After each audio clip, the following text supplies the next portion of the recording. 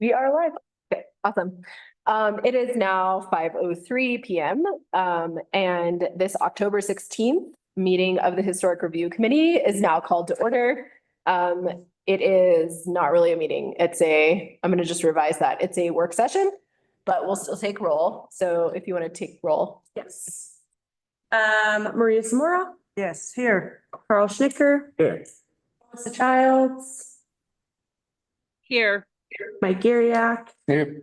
Jesse Rowe. Here. And Alex Lannis is absent, and myself, Lucy Mulvihill, is present. Okay, so the next item would be revisions to the agenda, but as there's only one agenda item, I'll just ask if anyone has anything for our work session that they would like to raise or discuss. We don't typically take agenda additions at the last minute, but there's only one agenda item. Any thoughts? Yes, Mike. I'm going to say the same thing I always said. The acoustics in this room is crap. Please speak up, especially for us old guys. I'm always serious about that because it's just bad acoustics in this room, always has been. So speak up. Great feedback. Thank you. I will endeavor to do so. I don't know how much talking we're going to do tonight. So our first agenda item is a training with History Colorado. Basically, Gloria and I had talked about how it would be nice for the committee to get just a little bit of training since we're kind of leaving the period of the builder's handbook and entering this new period with the land use code soon. And one of the goals for the town is to be a certified local government. And there have been a lot of questions about that, about why we're going to do that, what it is. So Lindsay is with us tonight to give that. It's a work session, so it's very informal. Mostly Lindsay's going to present, but Lindsay, if you're okay with it, do you want people to ask questions if they have them? Yeah, definitely ask questions as they come up. Awesome. All right. The floor is yours. Well, great. Thanks for having me. My name is Lindsay Flewelling. I'm the preservation planner and certified local government coordinator at History Colorado. I've been in my role for a little over 3 years. And I did present to you guys last November, so it's been almost a year, but glad to be back. And I have a PowerPoint to share, so hopefully you'll be able to see that in just a second. Is that working for you all? Yeah. Great. So yeah, I'll just go over the certified local government program. And then the second half of the presentation is about different elements of local preservation programs more generally that will be part of your revised role with the land use code changes.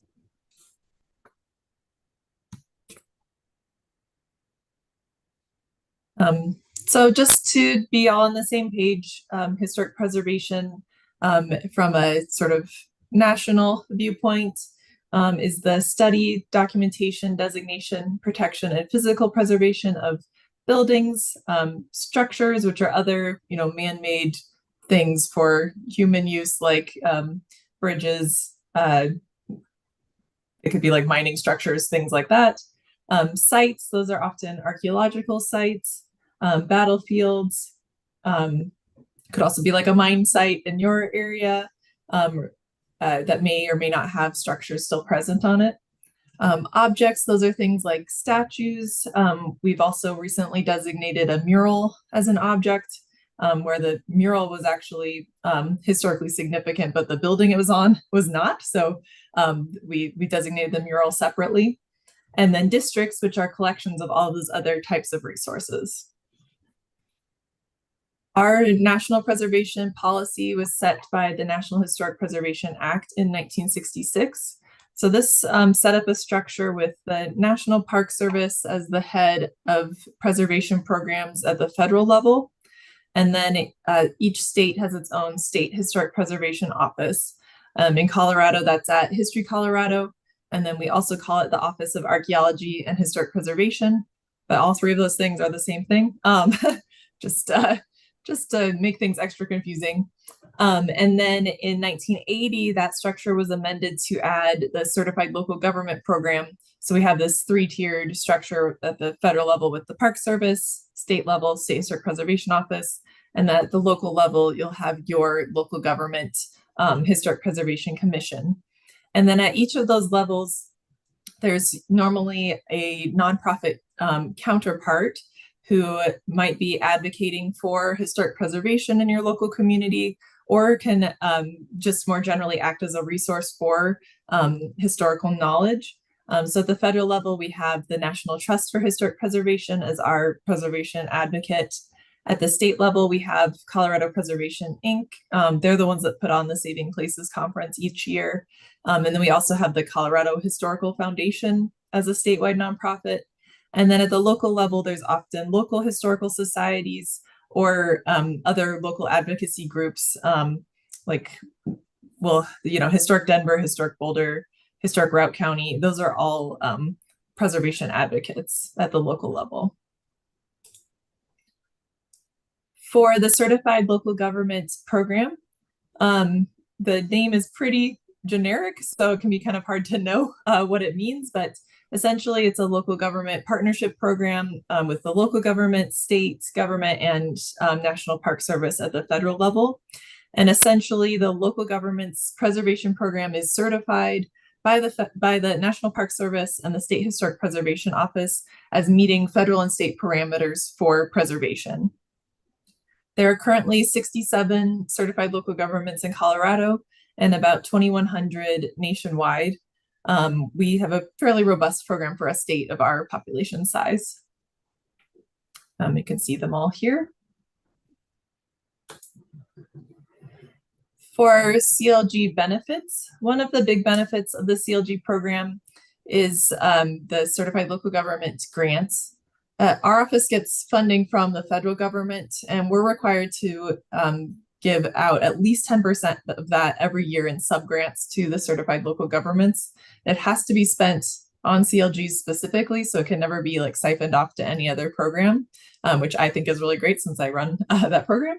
But for those, we are also really lucky to have the state historical funds, and they provide the match for the CLG grants so that the local governments can get no match grants. And these are for up to $25,000 for things that directly benefit your local government preservation program. So like preservation planning, surveys and survey planning documents, education and outreach projects, design guidelines, things like that directly benefit your preservation program. So no physical construction work, it's more planning and survey and education projects. Those are available every year in January. And then you're also eligible for National Park Service grants. They have a variety of grants for historic preservation projects. Some of those will be survey and National Register designations that they cover, but they also have some physical construction grants as well that CLGs are eligible to apply for. And then a big one is eligibility for your local landmarks and contributing structures in your local historic districts are eligible for the state residential and commercial tax credits. Since you're in a rural area, those are worth up to 35% of their rehabilitation expenditures. So property owners can essentially get a third of their costs back in tax credits. And those will be made refundable in 2027. So that program is actually improving over time. So if people don't have a very high tax liability, they'll still be able to get the funds back through the state tax credit program. And that's really one of the only incentives for residential historic properties that's around, which is just a really great opportunity for residential property owners. And it's kind of seen as a way to bridge the gap between, let's say, like putting in vinyl windows versus historically appropriate windows, and making sure that the appropriate materials are being used and are still economically feasible for the property owners. And then your locally landmarked properties are already eligible for state historical fund grants. But those, if the property has a public benefit, they could potentially apply for state historical fund grants and layer on the state tax credits to make projects feasible. So they could do the state historical fund grant and then get 35% of their other costs back through tax credits to make commercial projects doable. Other benefits, you get access to Compass, which is our statewide cultural resource database. That's free through the CLG program. That essentially lets you know all the information that's been collected in the past on different properties in your local area. So often there'll be like CDOT projects or other state projects that have gone through an area that the local government isn't necessarily directly involved in, but those might have required surveys that you would then have access to, you know, the forms and all the information collected. So you're not having to reinvent the wheel if somebody already did the work. Training, we offer scholarships to different preservation conferences for our CLGs, including the Saving Places Conference each year. I give a monthly webinar on different preservation topics. Sometimes I give it, and then sometimes we have guest speakers in. And then I'm always happy to, do training and speak at the different historic preservation commissions. And we can also get anyone at History Colorado who might be helpful to come and speak, like our tax credit specialists or any state historical fund specialists. They're always willing to do different trainings with our local governments. There's also technical preservation support if any questions come up about, best practices or products, things like that. The CLGs reach out to me, and I find the person with the experience and knowledge of the answer who works at our office and connects the local government to them. There's a formal role in the National Register review process, and then a formal role in the Section 106 process to comment on any federally funded or licensed projects in your local area. So those are the CLG benefits. Did you guys have any questions on those? Yeah, I'm curious, are there any costs associated with being a CLG or like both direct and indirect to municipalities? As you might know, we're a very small town with a small budget relative to other municipalities.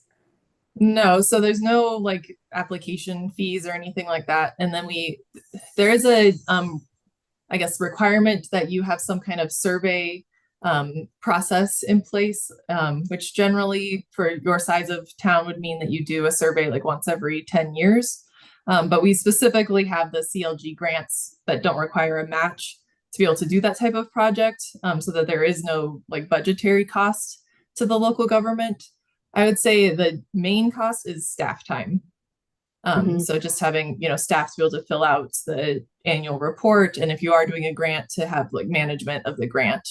But there's no like fees or anything with the program.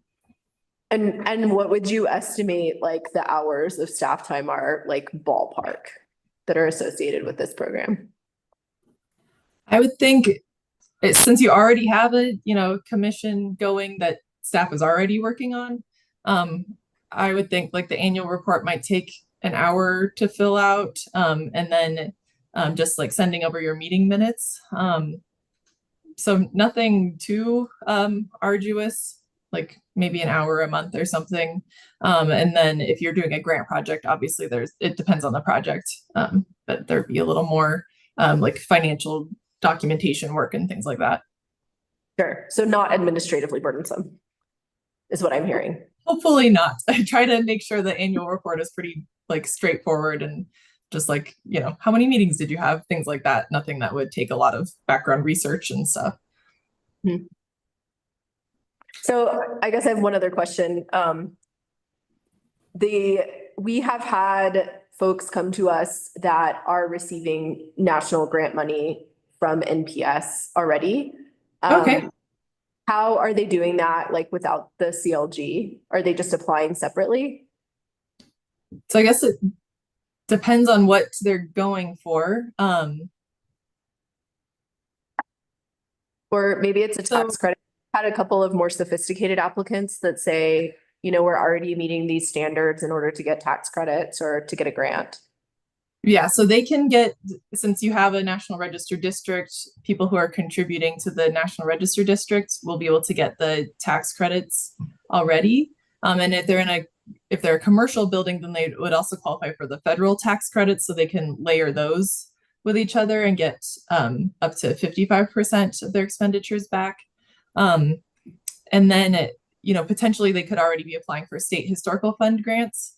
I'm trying to think so the only thing I could think of with the National Park Service grants is that Colorado Preservation Inc. had gotten a grant from NPS that should be sub-granted to properties in rural areas. And I'm not sure exactly who received those, but that's one program that is essentially they gave out money for 1 year. It's not like a continuing program. Mhm. Maybe I'm mistaken about the actual mechanism. I was just curious, like, obviously some of these grants are already available, but they're listed here as a benefit. Like, what's really the difference there? It would depend on which properties are in your National Register district, and if there are properties that aren't contributing that would still qualify as local landmarks, then they would be able to get the tax credits and grants as well. Okay, so this enhances that availability to additional properties then? Yes. So for example, like Lake City has their whole like all of Lake City is in a historic district basically. But they had some properties in a National Register district. I mean, they have a few properties that didn't meet the period of significance for the National Register district that would still be able to be landmarked at the local level because it was just things that were constructed after like 1918 essentially. So they're still historic and still important to the town. And they actually just locally landmarked a train and got that listed so that they could get state historical fund grants for the train. But it would be the same thing with any building that like didn't fit in the period of significance at the National Register listing. You could locally landmark that and get them incentives as well. Thank you. Thanks for that explanation. Anyone else? Well, the next slide is on the responsibilities for the CLG program. So the first one is to enforce your own local preservation ordinance. And a big part of my job is just to make sure people are following their own rules that they set for themselves. So knowing what's in your ordinance is really important. Establish and maintain a commission. So CLGs are supposed to have commissions with at least 5 members and meet at least 4 times a year. And I think the ones that I see struggle the most are local governments that don't meet 4 times a year because you can't really get like any momentum going on your preservation program if your commission isn't meeting. Send meeting minutes over to my office. I review all the meeting minutes and see what some common problems popping up might be, if we need like different trainings offered, and then sometimes there'll be like questions that come up in the meeting minutes, and then I can help direct you to the right resources to help with those. Provide for adequate public participation, so making sure you're following all open meetings laws, posting your agendas so that the public knows to be able to come if they want to. If you're doing any preservation planning projects, you should have public participation as part of those. Maintain a system of survey and inventory. Like I said, for that, generally for a town of your size, I would think like once every 10 years, you would want a survey project at least. It doesn't have to be like resurveying the whole town. It can be a selective survey of, like specific building types that might be interesting. Like if you wanted to survey like all schools in an area, or we just did one with Cortez that was just auto tourism sites from the 1950s, so like old gas stations and motels. It doesn't need to be like a comprehensive survey of the whole area, but it could be if you wanted it to. One person from your commission needs to attend a training at least once per year. That's pretty open and could be going to a preservation conference or attending a webinar. Or if I give a talk like at your commission, then that counts as well. And then there's the annual report to submit. So for the SHPO approved training, is that something where a non-voting member of our commission could go? Like So for example, Lucy's our staff member and she's a non-voting member. Like, would she count as part of the commission going if she was doing ongoing training anyway, or no? It should be a voting member of your commission, but of course, Lucy, be welcome at any of those webinars or the conference. And how is this commission set up? It's just how it is your commission, like the way your commission is set up. So it's yeah, it's set up through your ordinance. So I'll talk about that in just a second, but yeah, you guys already have the commission. Okay. So it maybe, you know, you can have various names for it. Like, and even some CLGs go through different commissions to have their historic preservation program, like Breckenridge uses their planning commission, and Crested Butte uses their zoning board for their historic preservation commission. So just historic preservation commission is the sort of generic term. Okay. So as far as steps to becoming a CLG, the first step is to draft and adopt a historic preservation ordinance, appoint a commission and start meeting, which you're already doing, determine a list of preservation goals. I'll talk about that in just a second. And then there's an application and status request memo to send over to our office. And then your town board would adopt a resolution to become a CLG. Then all those materials are reviewed by our office and the Park Service, and a certification agreement is issued. And I should say that you can decertify at any time. It's just up to you, or if usually there's not a huge threat to decertify from our side, but if we find that you're just like not meeting or totally going against, you know, what your ordinance says and things like that, then decertification can come from our side as well. But I would say, generally speaking, the longest part of the CLG process is getting your ordinance ready to go. But I know you're already working on your land use code updates. So yeah, that's draft and adopt a preservation ordinance. So you obviously already had the review committee formed, but kind of in the process of taking on additional powers and responsibilities. And then your list of preservation goals. I have a couple here from different CLG applications. So it doesn't need to be anything, you know, too detailed, but just have like 5 or 6 goals for the next maybe 5 to 10 years in mind that you'd like to pursue.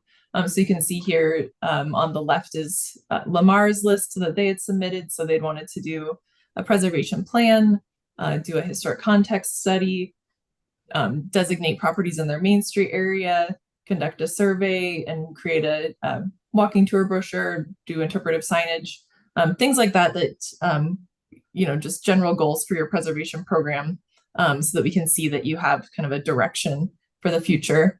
And then similarly, the ones on the right are from Buena Vista. So historic context study, survey, trying to promote historic districts. Yeah, so just kind of general goals to pursue.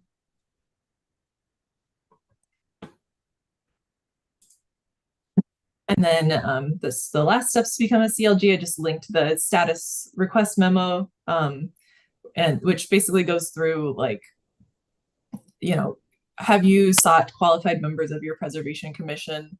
If you aren't able to get people who are experienced in preservation, do you have someone to turn to if you need assistance? Yeah, do you have design guidelines in place? Do you already have local landmarks? But it's nothing too detailed or anything, just those types of general questions about your preservation program. And then the certification agreement is just a document that allows for the signature of the mayor and our state historic preservation officer. And then there's a sample resolution to adopt at the town board level. Yeah, so any questions about those sort of CLG basics? Is there any particular step that you find commissions, committees, town boards, towns, I guess, struggling with in this process, or like needing extra support? I would just say like getting the ordinance passed can be, it just takes some thought about how you want your program set up. But since you've already been going through that land use code revision process, and have like kind of thought out what powers and responsibilities you want to have for your commission, I don't really see any, big red flags or challenges with that. Otherwise, that really is the main step. So I don't think there are any other huge issues that normally come up.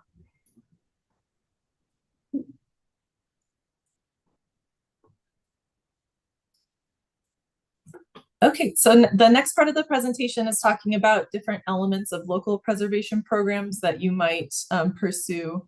You don't have to be a certified local government to have all these different elements. But if you do become a CLG, then we have like the grants and other resources to help support you through these. So the first one is your Historic Preservation Ordinance. This establishes the Historic Preservation Commission and sets out how members are selected and appointed. It outlines your powers and duties and also your relationship with your governing body. So some historic preservation commissions are more, they're advisory boards, so their decisions aren't final. They will like review projects, but then the governing body, the town board or board of county commissioners, will be the ones that actually make the final decisions on different projects or landmarks. And then some historic preservation commissions actually do have the final say over all of those things. And then the lead governing body just acts as a appeals board. Like if you denied a landmark, then the property owner could appeal to them. Your ordinance should also have your process and criteria for designating landmarks and local historic districts, process and criteria for design review, and have a ability for the public to participate in all of these different processes. So it's just really important to know your ordinance and what it allows you to do, as well as what your obligations are.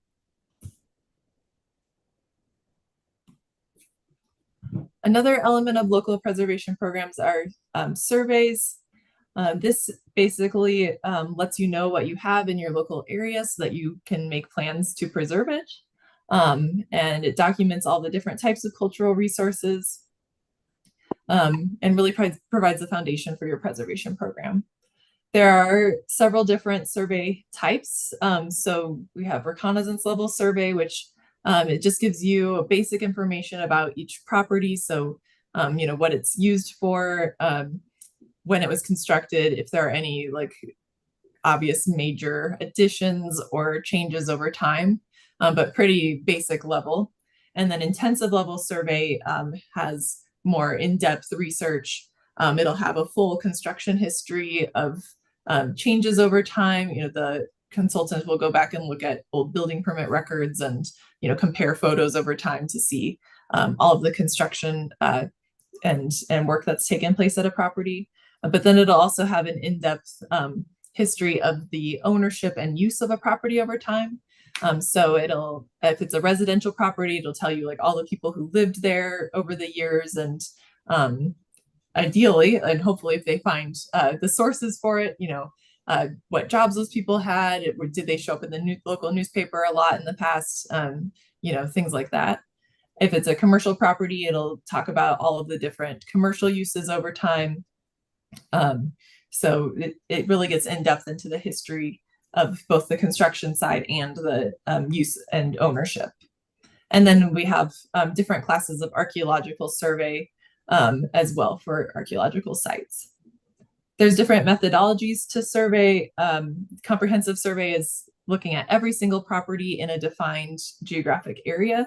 And then selective survey would be where you're just picking properties scattered throughout an area, but they have some kind of overarching similarity. Like I was saying, like the auto tourism survey, schools, surveys of churches, things like that.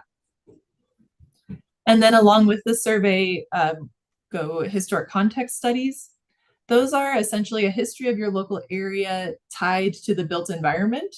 So, did something happen within a certain period in your town history that spurred development?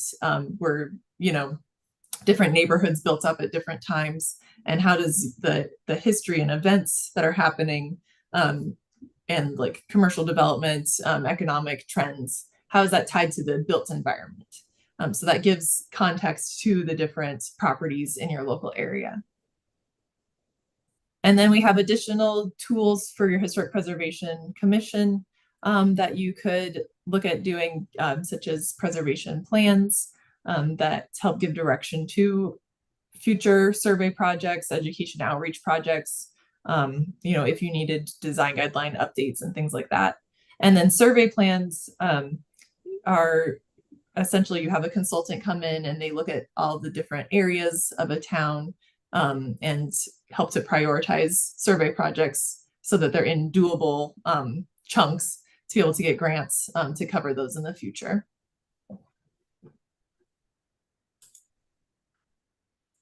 So once you have information based on surveys, you can move forward to designation. There's 3 different places to designate. You can be designated on the National Register of Historic Places, the State Register of Historic Properties, and then local designation. The only one that actually provides any kind of protection over historic properties is the local level. National and state register don't inherently have any sort of protective or review elements to those. So this is where the local role is really important in protecting historic resources in our local communities. And we always say, you could go on the National Register one day and demolish the property the next day, and the only consequence would be that you just would no longer be on the National Register. So the local level is where you do have reviews put into place and can protect some of the historic character of different areas. Eligibility for designation is based on significance. So, what happened at this property? Why is it important historically? Did an important person live or work there? Is it important for its architecture? Is it important because of its use over time? And then integrity is how well that property still reflects that significance. So, does it still look like it did when it was used, in the past? And how well does it still maintain that, character for its historic significance? Not all local ordinances include integrity, but you should have some kind of criteria for significance at the least. Criteria for local designation is established in an ordinance. And then usually local governments also have provisions for districts, although not always.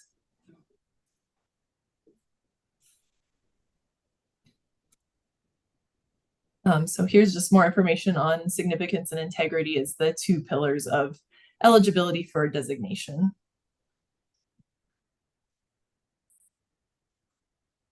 So you mentioned districts on your prior slide, and that's something that at least one of the drafts of our land use code has in it. And certainly our current kind of model in town is that we have districts, and the districts do have kind of contributing and non-contributing properties, like in both our architectural review district and our historic review district. We do have properties that are quite significant, and then properties that are newer that maybe don't have significance. And then outside of those districts within town, we do have some properties that are either on a national register and significant. And then of course we have brand new buildings. So amongst all of those, how do you sort of deal in the districts typically with the distinction between a contributing and a non-contributing property? Like, is there an option? I mean, you said not opt out, right?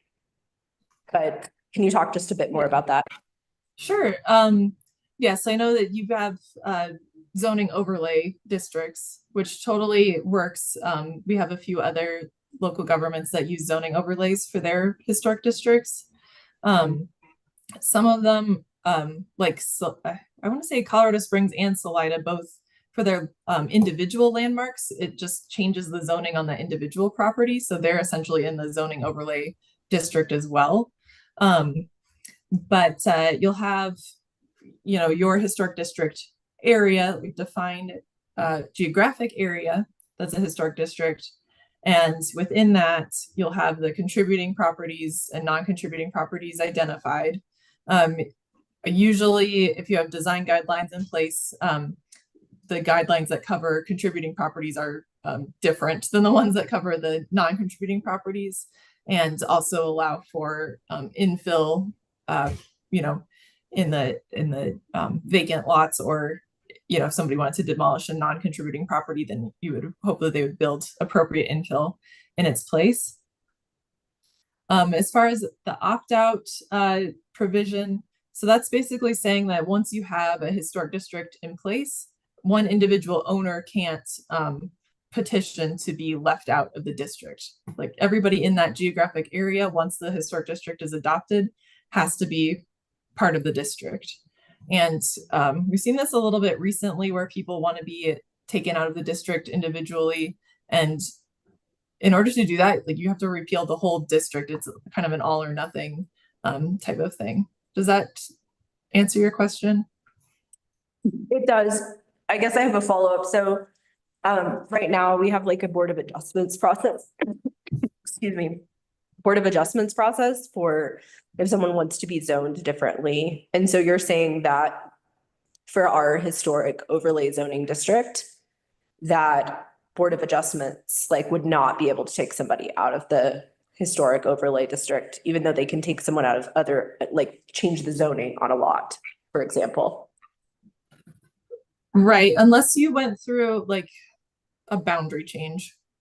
So if you went through like a formal boundary change process, but that might be, it doesn't really make sense if it's like if you have a historic main street and a property in the middle of the historic main street wants to be changed, like it wouldn't be logical to change the boundaries of the historic district.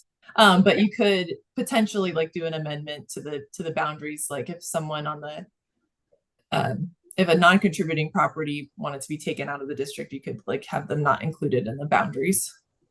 Yeah, I just anticipate for us a potential risk because we have kind of the center of our districts have really like very clearly historic buildings, and then sort of at the edges, the buildings don't look that different than the buildings outside of the district. And so I'm just curious to play out, you know, so anyway, just curiosity. I know it's I don't want to belabor the point. Yeah, and there's different review models as well. I'm thinking Telluride has their National Historic Landmark District, but then their Park Historic Preservation Board also reviews stuff surrounding the National Historic Landmark District. It's just a different level of review, just to make sure that things aren't, mostly so that things aren't being built like so huge that it actually detracts from the historic district. So you could think about like a two-tiered program in that way. Mm-hmm.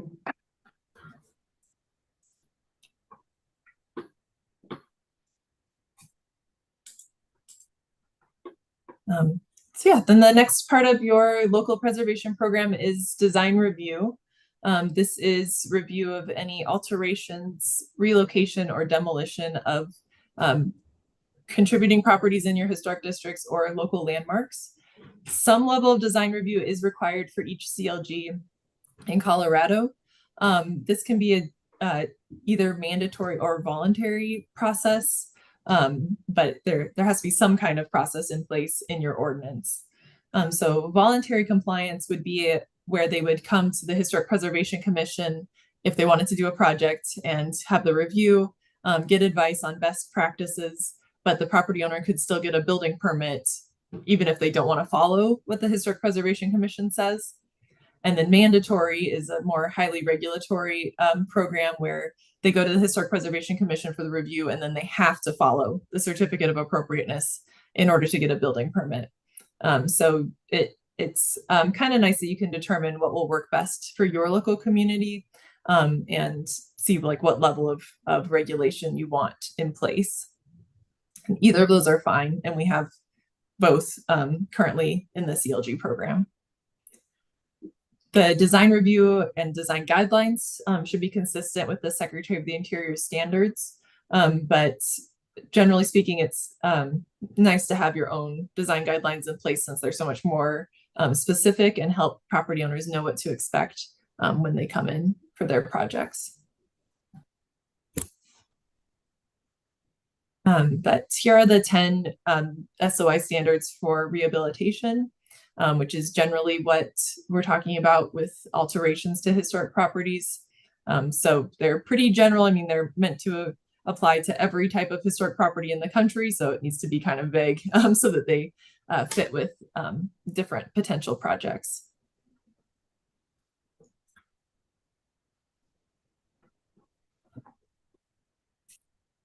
But overall, it's about maintaining the character defining features of a property. The next element of a local preservation program is incentives.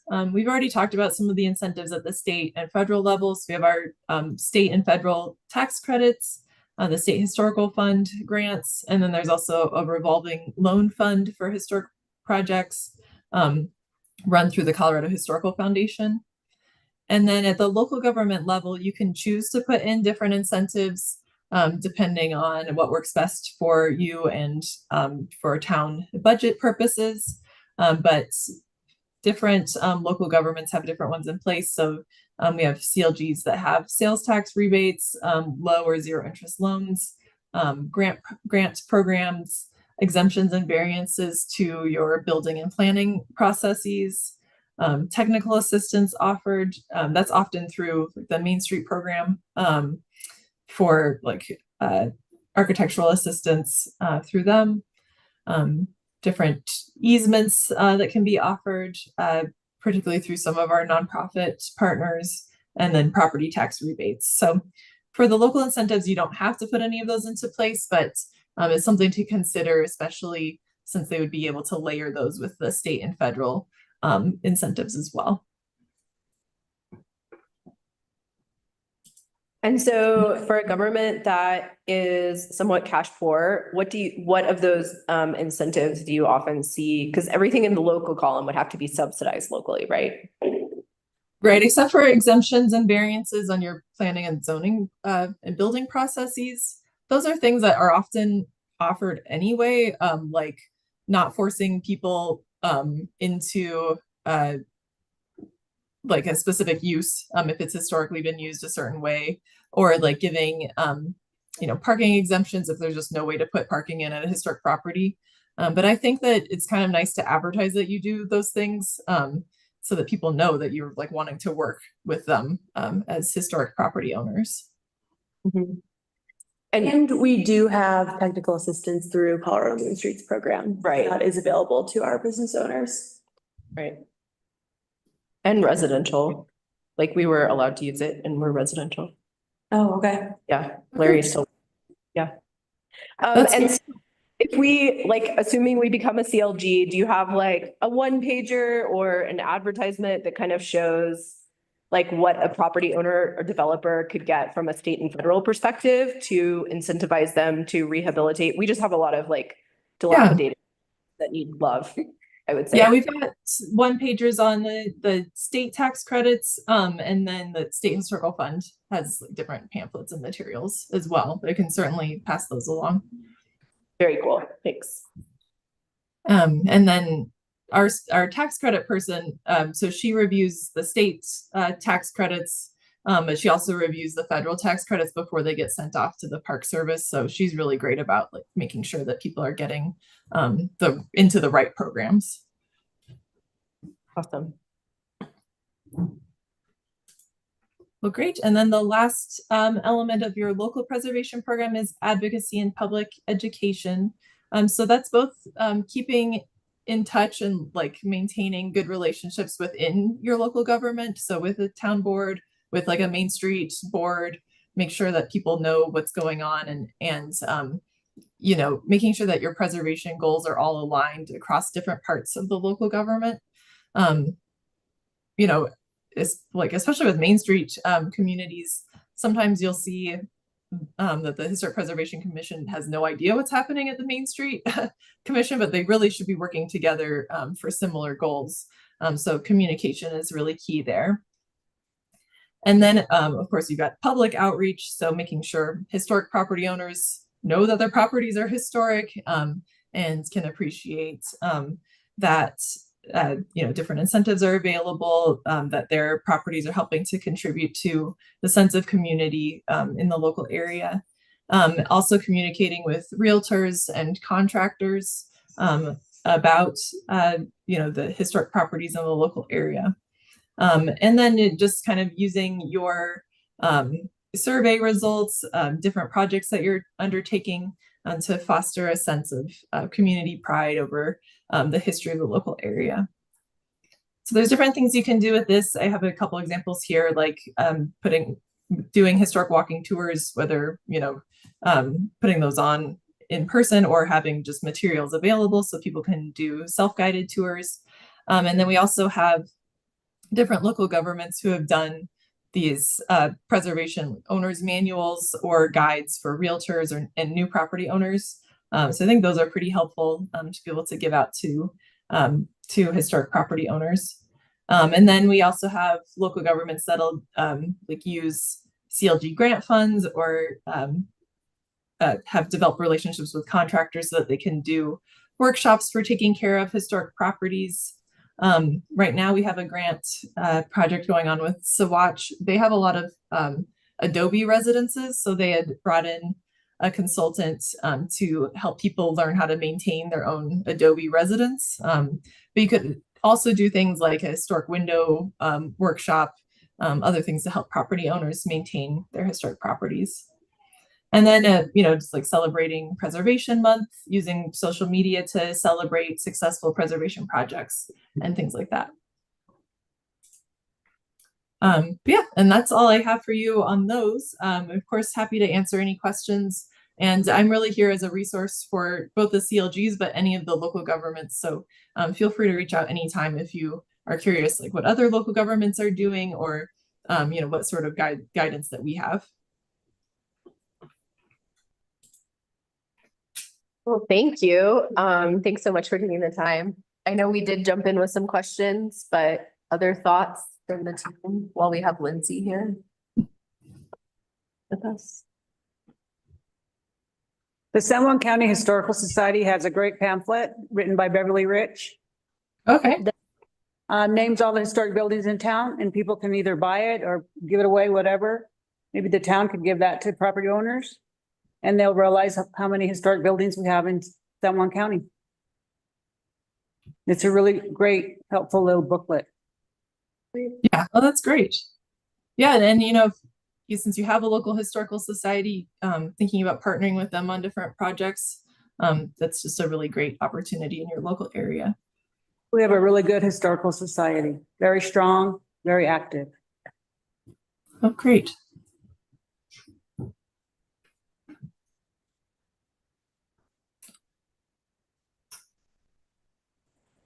Well, I'm always happy to answer any questions as they come up. So if you think of anything, feel free to email, and I'll send this presentation to Lucy and Gloria as well, so they can send it around. Yeah, I'm really happy to answer questions at any time or jump back on another meeting in the future as well. Thanks so much, Lindsay. Thank you. Thank you. Yeah. Thanks. Appreciate it. Awesome. Thanks, Lindsay. Yeah, thanks for having me. All right. All right then. Well, as there are no other agenda items, I think we can informally adjourn since we're not even in a real meeting. We're in a work session. Thank you guys for coming out for that education and everything. I know we didn't have any applications tonight, so I appreciate you guys taking the time to just It was learn. very informative. Yeah, it was really informative. Thanks for setting it up. Great.